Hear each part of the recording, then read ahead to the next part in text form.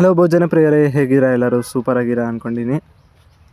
So ಬನ್ನಿ, ನಾವು ಏನಪ್ಪ ಈ ವಿಡಿಯೋದಲ್ಲಿ ತೋರಿಸ್ತಾ ಇದ್ದೀವಿ ಅಂದರೆ ನುಗ್ಗೆಕಾಯಿ ಸಾಂಬಾರು ಯಾವ ರೀತಿ ಮಾಡೋದಂತ ತೋರಿಸ್ಕೊಡ್ತೀವಿ. ಸೊ ಇದೇನಪ್ಪ ಬೇಸಿಗೆಯಲ್ಲಿ ನುಗ್ಗೆಕಾಯಿ ಸಾಂಬಾರ ಅಂತ ಅಂತಿರ್ಬೋದು, ಪರವಾಗಿಲ್ಲ, ಆದರೂ ನೋಡಿ ಕೊನೆವರೆಗೂ ಯಾವ್ಯಾವೆಲ್ಲ ಇಂಗ್ರೀಡಿಯೆಂಟ್ಸ್ ಯೂಸ್ ಮಾಡ್ತೀವಿ ಅಂತ. ಸೊ ಫಸ್ಟು ನಾವಿಲ್ಲಿ ನುಗ್ಗೆಕಾಯಿ ತೊಗೊಂಡಿದ್ದೀವಿ, ಒಂದು 7ರಿಂದ 8 ಸಿಪ್ಪೆ ಬಿಡಿಸಿ ಅದನ್ನು ನಾರನ್ನು ತೆಗೆದು ಸಣ್ಣದಾಗಿ ಕಟ್ ಮಾಡಿ ಇಟ್ಕೊಂಡಿದ್ದೀವಿ. ನೆಕ್ಸ್ಟ್ ಒಂದು ಮಿಕ್ಸಿ ಜಾರಲ್ಲಿ ಒಂದು ಅರ್ಧ ತೋರಿಕಾಯಿ ಮತ್ತು ಒಂದು ಈರುಳ್ಳಿ, ಅದನ್ನೆಲ್ಲ ಚೆನ್ನಾಗಿ ರುಬ್ಕೋಬೇಕು ಸ್ವಲ್ಪ. ಅದಾದ ನಂತರ ನಾವಿಲ್ಲಿ 4ರಿಂದ 5 ಟೇಬಲ್ ಸ್ಪೂನಷ್ಟು ಮಸಾಲ ಪೌಡ್ರನ್ನ ಯೂಸ್ ಮಾಡ್ತಿದ್ದೀವಿ. ನೀವು ಮನೇಲಿ ಯಾವುದು ಮಸಾಲ ಯೂಸ್ ಮಾಡ್ತೀರಲ್ವ ಅದನ್ನೇ ಯೂಸ್ ಮಾಡ್ಕೊಳ್ಳಿ. ಅದಾದ್ರ ನಂತರ 1 ಟೀ ಸ್ಪೂನಷ್ಟು ಖಾರನ ಯೂಸ್ ಮಾಡ್ಬೋದು. ನಮ್ಮ ಮನೆಯಲ್ಲಿ ಮಸಾಲ ಪೌಡ್ರಲ್ಲೇ ಖಾರ ಇರುತ್ತೆ, ಅದಕ್ಕೋಸ್ಕರ ನಾವೇನು ನೆಕ್ಸ್ಟ್ ಆ್ಯಡ್ ಮಾಡಿಲ್ಲ. ನೆಕ್ಸ್ಟ್ ಅದನ್ನು ಮಿಕ್ಸಿ ಜಾರಲ್ಲಿ ಈ ಥರ ಪೇಸ್ಟ್ ಮಾಡ್ಕೊಳ್ಳಿ. ನೆಕ್ಸ್ಟ್ ಒಂದು ಕುಕ್ಕರಲ್ಲಿ ಒಂದು 2 ಲೀಟ್ರಷ್ಟು ನೀರಿಟ್ಟು ಅದರಲ್ಲಿ ಒಂದು 100 ಗ್ರಾಮಷ್ಟು ಅವರೆಕಾಳನ್ನು ಹಾಕಿ,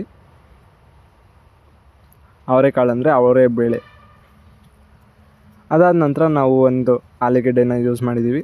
ಆಲೂಗೆಡ್ಡೆ ನಾರ್ಮಲ್ ಹುಳಿ ಸಾಂಬಾರಿಗೆಲ್ಲ ಯಾವ ರೀತಿ ಯೂಸ್ ಮಾಡ್ತಾರಲ್ವ ಅದೇ ಥರ ಆಲೂಗೆಡ್ಡೆ. ಆ ಆಲೂಗೆಡ್ಡೆ ಮತ್ತು ಅವರೆಕಾಳು ಸ್ವಲ್ಪ ಬೆಂದ ನಂತರ, ಅಂದರೆ ಫುಲ್ ಬೇಯಬಾರ್ದು, ಒಂದು ಸ್ವಲ್ಪ ಕುದಿ ಬಂದ ನಂತರ ಅದು ಅರ್ಧ ಬೆಂದಿರುತ್ತೆ, ಆವಾಗ ನೀವು ನೋಡ್ಕೋಬೋದು ಈ ಥರ ಅರ್ಧ ಬೆಂದಿರಬೇಕು. ಸೊ ಫುಲ್ ಬೆಂದರೆ ನಾವು ನೆಕ್ಸ್ಟು ನುಗ್ಗೆಕಾಯಿ ಮತ್ತು ಅದೆಲ್ಲ ಹಾಕಿ ಬೇಯುವಾಗ ಜಾಸ್ತಿ ಫುಲ್ಲು ಅದು ಕದ್ರೋಗ್ಬಿಡುತ್ತೆ, ಅದಕ್ಕೋಸ್ಕರ ನೆಕ್ಸ್ಟು ನಾವು ನುಗ್ಗೆಕಾಯಿನ ಹಾಕ್ಕೊಂಡಿದ್ದೀವಿ. ಸೊ ನುಗ್ಗೆಕಾಯಿ ಬಾಡಿಗೆಲ್ಲ ಹೀಟು, ಸೊ ಬೇಸಿಗೆಯಲ್ಲಿ ಎಷ್ಟು ಲಿಮಿಟಲ್ಲಿ ಬೇಕೋ ಅಷ್ಟು ಲಿಮಿಟಲ್ಲಿ ಯೂಸ್ ಮಾಡ್ಕೊಳ್ಳಿ, ಇಲ್ಲಾಂದರೆ ಬೇಸಿಗೆಯಲ್ಲಿ ಅವಾಯ್ಡ್ ಮಾಡೋದೇ ಒಳ್ಳೆಯದು ನುಗ್ಗೆಕಾಯಿನ.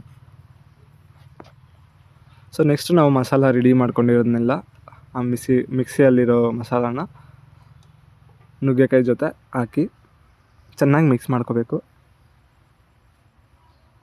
ನೆಕ್ಸ್ಟು ಸ್ವಲ್ಪ ಕುದಿ ಬರೋವರೆಗೂ ನೀವು ನೋಡ್ಕೋಬೇಕು. ಸ್ವಲ್ಪ ನೀವು ನೀರನ್ನ ಬೇಕಾದರೆ ಆ್ಯಡ್ ಮಾಡ್ಕೋಬೋದು. ಇಲ್ಲಿ ಸಾಂಬಾರಿಗೆ ನೀವು ಎಷ್ಟು ಬೇಕೋ ಸಾಂಬಾರು ಅಷ್ಟು ಗಟ್ಟಿಗೆ ಬೇಕು ಅಂದರೆ ಸ್ವಲ್ಪ ಕಮ್ಮಿ ನೀರನ್ನ ಹಾಕಿ, ಜಾಸ್ತಿ ಸ್ವಲ್ಪ ತೆಳ್ಳಗೆ ಬೇಕಂದರೆ ಸ್ವಲ್ಪ ಜಾಸ್ತಿ ನೀರನ್ನ ಆ್ಯಡ್ ಮಾಡ್ಕೊಳ್ಳಿ. ನಾವಿಲ್ಲೊಂದು 3 ಲೀಟ್ರಷ್ಟು ನೀರನ್ನ ಆ್ಯಡ್ ಮಾಡ್ಕೊಂಡಿದ್ದೀವಿ. ನೆಕ್ಸ್ಟು ಇದಕ್ಕೆ ಒಂದು 2 ಟೀ ಸ್ಪೂನಷ್ಟು ಕಲ್ಲುಪ್ಪನ್ನು ಹಾಕಿದ್ದಾರೆ. ನೀವು ನುಣ್ಣುಪ್ಪು ಯೂಸ್ ಮಾಡ್ತಿದ್ದೀರಾ ಅಂದರೆ ಒಂದು 3 ಟೀ ಸ್ಪೂನಷ್ಟು ನುಣ್ಣುಪ್ಪನ್ನು ಯೂಸ್ ಮಾಡ್ಬೋದು. ನೆಕ್ಸ್ಟು ಕುಕ್ಕರ್ನ ಹಾಕಿ ವಿಷಲ್ ಕೂಗಿಸ್ಬೇಕು. ಸೊ ಇಲ್ಲಿ ನಾವಿಲ್ಲಿ ಅರ್ಧ ಬೆಂದಿರೋದ್ರಿಂದ, ಕಾಳು ಮತ್ತು ಇದೆಲ್ಲ ನುಗ್ಗೆಕಾಯಿ ಬೆಂದಿರೋದ್ರಿಂದ 1ರಿಂದ 2 ವಿಷಲ್ ಕೂಗಿಸಿದ್ರೆ ಸಾಂಬಾರು ರೆಡಿಯಾಗುತ್ತೆ. ನೋಡ್ತಾ ಇರ್ಬೋದು, ಇವಾಗ ಸಾಂಬಾರು ರೆಡಿಯಾಗಿದೆ. ನಾವಿಲ್ಲಿ ಆಲ್ರೆಡಿ 2 ವಿಷಲ್ ಕುಕ್ಕರ್ನ ಕೂಗಿಸಿ ತೆಗೆದಿದ್ದಾರೆ. ಸೊ ಸಾಂಬಾರು ರೆಡಿಯಾಗಿದೆ, ನೋಡ್ತಾ ಇರ್ಬೋದು ಎಷ್ಟು ಚೆನ್ನಾಗಿದೆ ಅಂತ.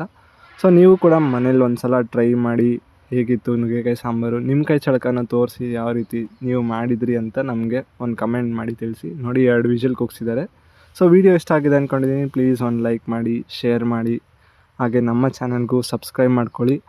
ಹಾಗೆ ಇನ್ನಷ್ಟು ಮತ್ತಷ್ಟು ವೀಡಿಯೋಗಳಿಗಾಗಿ ಫಾಲೋ ಮಾಡ್ತಾಯಿರಿ. Thank you for watching.